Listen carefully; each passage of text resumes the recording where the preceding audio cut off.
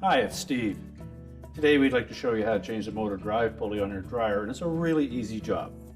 All we're going to need is a No. 2 Phillips screwdriver, a small flat blade screwdriver, a 5/16 nut driver, 7/16 wrench, and an adjustable wrench for a 1-inch socket with a ratchet. Let me show you how we do it. Now before we begin this repair, the first thing we'll need to do is to disconnect power to the dryer. So simply unplug it, or if it's a hardwired dryer, locate the electrical panel, remove the appropriate fuses, or turn off the appropriate breaker. Now next, we'll need to lift up the main top, so we'll begin by removing the 2 Phillips screws that secure the top to the lint filter housing.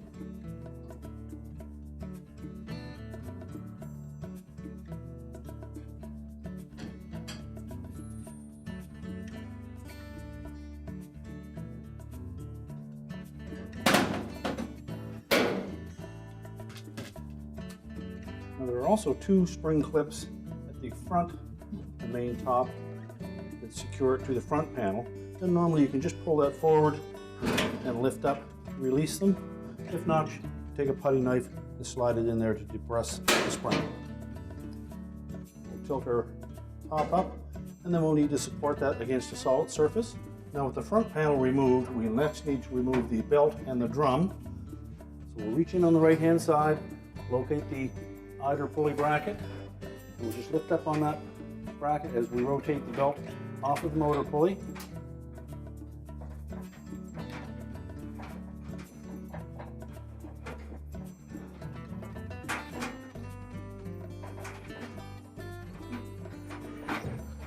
Now with the belt released from the motor pulley, and then lift the whole drum completely out. Just support it with the belt. Lift up on it to clear the rear drum rollers, and then pull it through the front of the cabinet. And then set that aside. Now with the drum and the belt out of the way, we'll next lift the idler out, set that aside, and locate the flat side of that motor shaft. Slide the 7/16 wrench on it. And using an adjustable, we'll remove the pulley. We'll need to give that a little bump to get it started.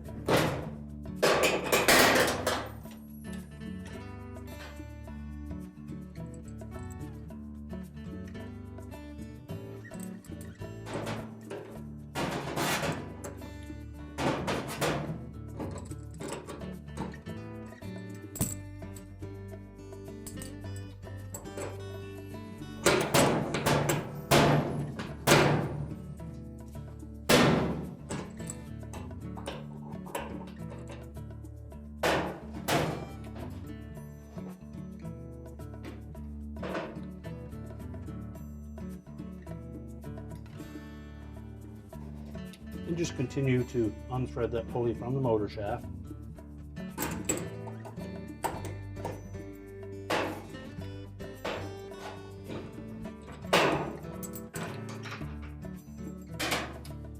And then inspect those threads and make sure they're nice and clean.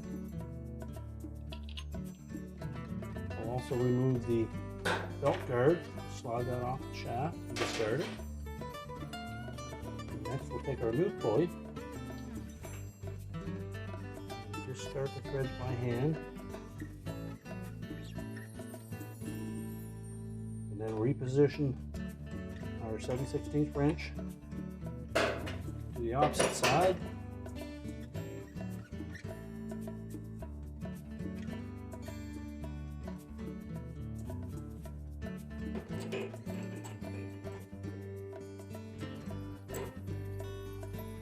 And then carefully tighten that pulley onto the motor shaft.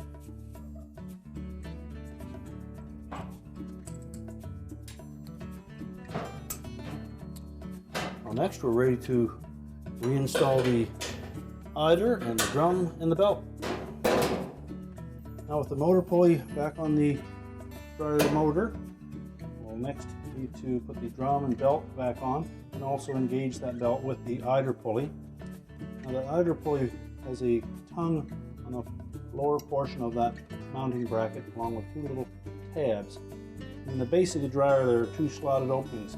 The larger slot will accept the end of that tongue or bracket, and the narrower slot, which sits almost directly under the motor shaft, two little tabs will fit down into that. So you can position that, although it will probably drop out of place as you put the belt on. Now with the drum removed, we'll give you a little bit of an indication how this belt will fit around the drum, idler pulley, and motor pulley. Groove side of that belt will fit into the motor pulley. Wrap around the idler, and the rib side will lay against the motor surface of the drum. Spring tension of the idler will keep the belt tight.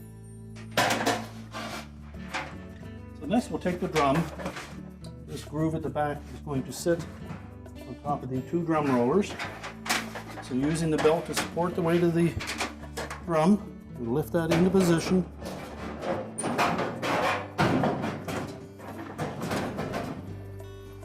And fit it onto those rear rollers.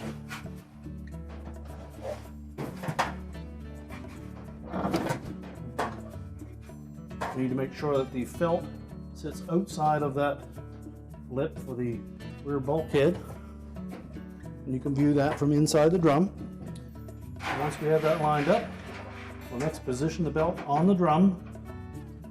Then we're going to reach in, we're going to pull that belt through from the left side, below the idler wheel, and wrap it around the motor pulley.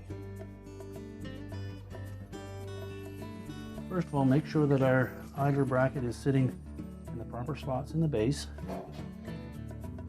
With the belt rolling across the top of the idler pulley.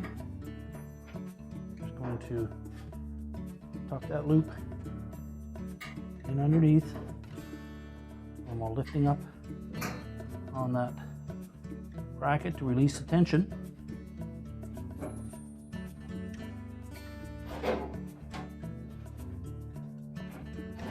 Roll that belt around the motor pulley. That puts the groove side of the belt on the motor pulley, the flat side on the idler pulley. Now with the belt properly positioned on the motor and idler pulley, should then be able to rotate that drum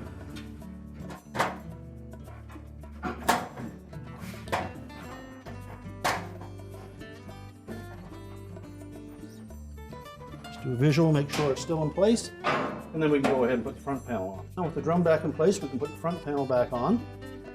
We need to line up these rectangular holes on the bottom with the two clips, one on either side of the front flange of the cabinet.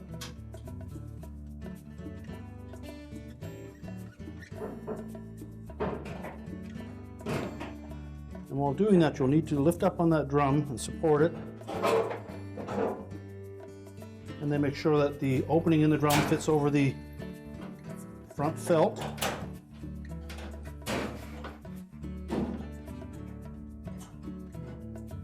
And then we can reinstall the retaining screws.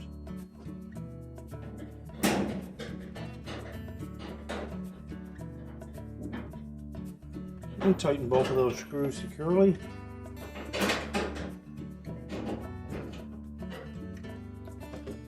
Then reconnect the wire harness to the door switch and make sure the locking tabs engage, and then lower our main top down into position. And we'll pull slightly forward on it so that we can engage these two clips on the front. Push it back into place. We'll next reinstall the two screws into the filter housing.